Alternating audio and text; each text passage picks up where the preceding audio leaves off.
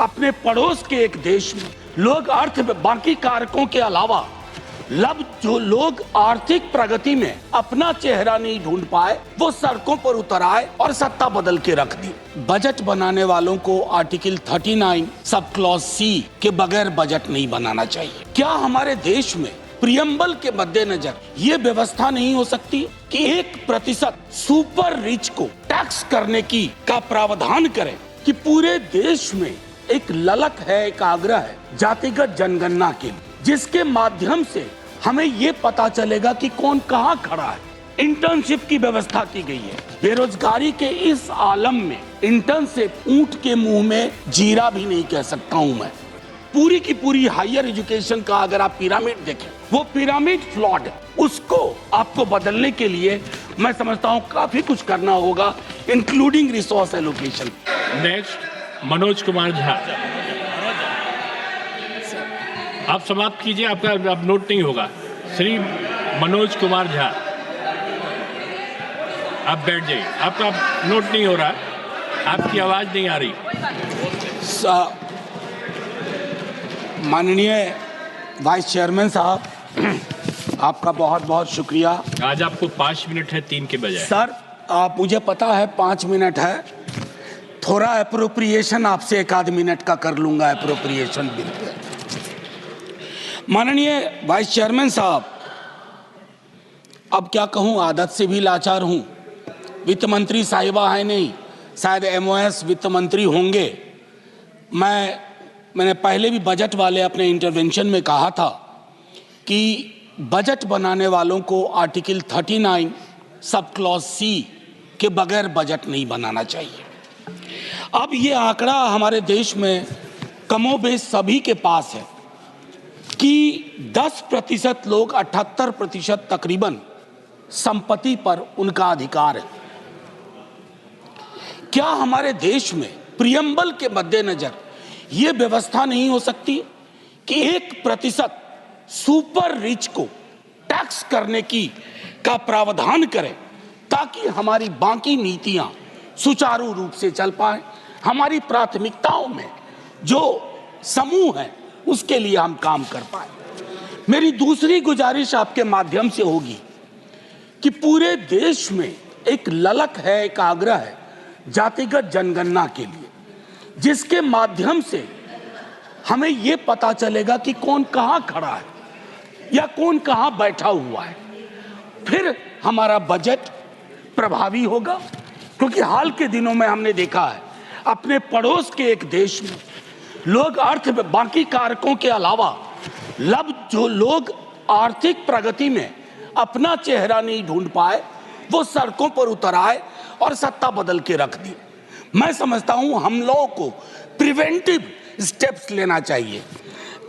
कृषि और कृषि कल्याण के संदर्भ में मैंने बजट में जो बातें कही, उसके बरक्स में कहूं, छोटी जोत का किसान और भूमिहीन मजदूर वो हमारी प्राथमिकता में आए, और उसके लिए सच्चे सरोकार से हमारी कोशिश हो। इंटर्नशिप की व्यवस्था की गई है। बेरोजगारी के इस आलम में इंटर्नशिप ऊंट के मुंह में जीरा भी नहीं कह सकता हूं मैंने पहले भी कहा था 5,000 रुपए की इंटर्नशिप प्रति मास मतलब होता है 166 रुपए 66 पैसे प्रतिदिन। ये न्यूनतम मजदूरी से कहां ऊपर है कहां नीचे है, इसका आकलन होना चाहिए।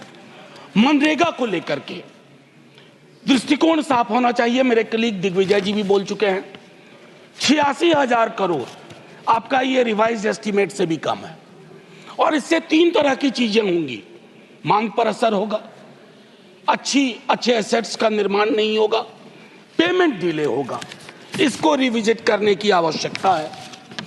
लेबर अनएम्प्लॉयमेंट में आप एलोकेशन देख लीजिए। मैं जानता हूं संगठित क्षेत्र में एम्प्लॉयमेंट का सिचुएशन सैचुरेशन पे है सर, मशीनीकरण हुआ है, लेकिन असंगठित क्षेत्र में समायोजन की अभूतपूर्व क्षमता है। जो हम एमएसएमई कहते हैं ना सर, उसमें खास करके माइक्रो और स्मॉल पर हमारा फोकस ज्यादा होना चाहिए, ताकि बेरोजगारी का जो ये विकराल जो एक मंजर है उसको हम एड्रेस कर पाए। सर, आज से कुछ बरस पूर्व ले जाऊंगा। आज जब मैं आपके समक्ष आ रहा था सदन के लिए, हमारे घर पे कूली बंधुओं का एक समूह आया। उन्होंने अपनी एक मांग रखी। सर, एक कुली नाम की फिल्म देखी होगी आपने भी, क्योंकि हमारी आपकी उम्र में कोई खास फर्क है नहीं, हम सब उस फिल्म को कई बार देखे। वो जो कुली की संकल्पना थी, आज उनकी हालत क्या है सर? सुविधा के लिए बैटरी रिक्शा आ गई है, मानता हूं। एस्केलेटर लग गए हैं, सुविधा बढ़ी, मानता हूं। लेकिन सर, उन कुलियों का तकरीबन 20,000 कुली है।